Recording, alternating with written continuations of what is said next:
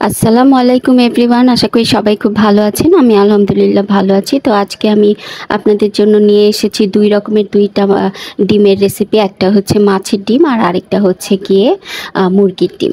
তো মাছের ডিম এবং মুরগির ডিম দিয়ে খুব ইজিলি আমরা কিন্তু তৈরি করে ফেলতে পারি মজাদার দুইটা ভুনা। তো আজকে আমি আপনাদেরকে খুব সহজভাবে করে দেখাচ্ছি আমি কিভাবে করে থাকি। সবজি দিয়ে একটা হচ্ছে মাছের ডিম ভুনা, আরেকটা হচ্ছে সবজির ডিম ভুনা। তো তার জন্য কিন্তু আমার বেশি উপকরণও লাগবে না, এবং এই গরমের মধ্যে খুব সহজেই আমরা বানিয়ে ফেলতে পারি এবং খেতেও কিন্তু খুব সুস্বাদু হয়ে থাকে। এমন না যে সুস্বাদু হয় না, খুব সুস্বাদু একটি খাবার। আর তৈরি করা তো আরও ইজি। তো আমি আপনাদেরকে দেখিয়ে দিচ্ছি প্রথমে মাছের এই যে রুই মাছের আমি ডিম নিয়ে নিয়েছি। এখানে পুরো আস্ত একটা রুই মাছের ডিমটা অবশ্যই একটু ছোট ছিল। তো পুরোটা ডিম আমি ভালো করে ধুয়ে পরিষ্কার করে একটু চটকে নিয়েছি। তারপর এখানে নিয়ে নিয়েছি কিছু পুঁই শাকের পাতা, শুধু পাতা নিয়েছি, কোনো ডাল নিইনি। তারপরে আমি চলে যাচ্ছি রান্নায়। এখানে আমি সামান্য কিছু পেঁয়াজ, এখানে আমি দুইটা বড় সাইজের পেঁয়াজ দিয়েছি। পেঁয়াজটা একটু ভেজে নিয়ে তারপর এখানে আমি দিয়ে দিচ্ছি রসুন বাটাটা দিয়ে একটু ভেজে নিব। তারপর আমি দিয়ে দেব অন্যান্য মশলা। তো রসুনটা যখন ভাজা হয়ে যাবে তখন আমি দিয়ে দিব হলুদের গুঁড়া, মরিচের গুঁড়া এবং জিরার গুঁড়া দিয়ে দেবো। সব কিছু দিব 1 চা চামচ করে, দিয়ে তারপর ভালো করে নেড়ে চেড়ে একটু তেলের সাথে ভুনা করে নিব। তারপর যখনই মশলাটা ভুনা হয়ে যাবে এখানে আমি দিয়ে দিব পরিমাণ মতো লবণ। এখানে 1 চা চামচ পরিমাণ লবণ দিয়েছি। দিয়ে এখন আমি দিয়ে দিব মাছটাকে একটু পানি দিয়ে ভালো করে চটকে নিয়েছি, যাতে কোনো আস্তে আস্তে লাম্পস না থাকে। এবং এটা ভালো করে দেওয়ার পরেই ভালো করে নাড়াচাড়া দিতে হবে, নাহলে দেখে যাবে যে জমাট বেঁধে শক্ত দানা দানা হয়ে গেছে। তো নাড়াচাড়ার উপরে রাখলে যেরকম একদম ঝুরঝুরা হবে, এবং এটা খেতে কিন্তু খুব মজা হয়ে থাকে। এই পর্যায়ে কিন্তু চুলার ফ্লেমটা আমি মিডিয়াম রেখেছি।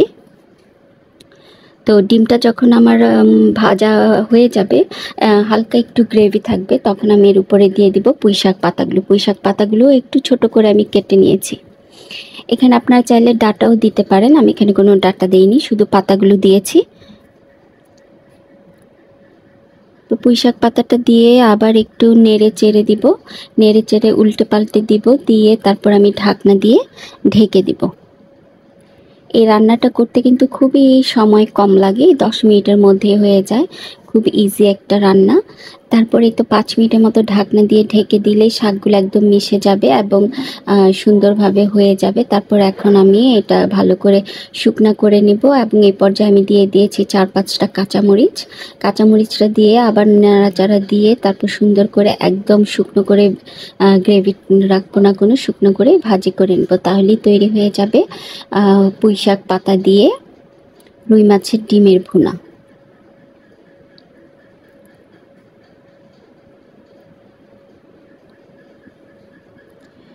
তো এই তো আমার রান্না কমপ্লিট হয়ে গেছে। তো আমি এক সাইড এটা সুন্দর করে সার্ভ করে নিচ্ছি।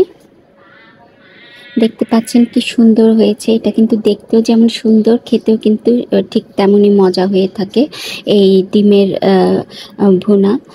তো এই মাছ দিয়ে অনেকে মাছের ডিমের ভুনা কিভাবে করবে হয়তো বুঝতে পারেন, এইভাবে একবার করে দেখবেন যে কি পরিমাণ যে টেস্টি হয়ে থাকে।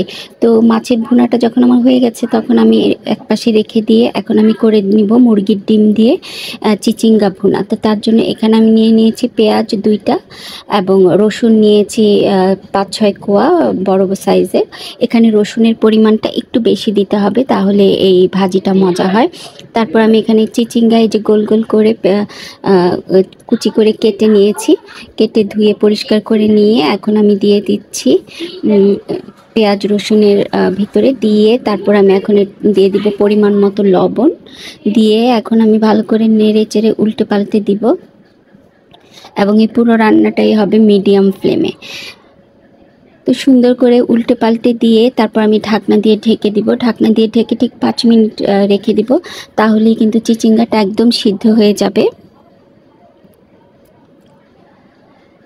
এবং এতে কিন্তু কোনো পানি দেওয়ার প্রয়োজন হয় না, যেহেতু ভাজি। তো চিচিঙ্গাটা যখন প্রায় ভাজা হয়ে যাবে তখন আমি এর ভেতরে দিয়ে দিব হচ্ছে একটি ডিম ফাটিয়ে। এখানে আমি একটি মুরগির ডিম নিয়েছি, মুরগির ডিমটা ভালো করে ফেটিয়ে নিয়েছি। ভালো করে ফেটিয়ে নিতে হবে। ফেটিয়ে নিয়ে তারপর চিচিঙ্গাটার উপরে একদম সুন্দর করে ছড়িয়ে দিয়ে দিতে হবে, যাতে সব জায়গায় ইভেনলি একদম ডিমটা স্প্রেড হয়। তো ডিমটা এইভাবে পুরোটা ভাজির মধ্যে ছড়িয়ে দিয়ে দিলাম, দিয়ে তারপর অনবরত নেড়ে চেড়ে এখন ভাজিটাকে সুন্দর করে আমি ভেজে নিব।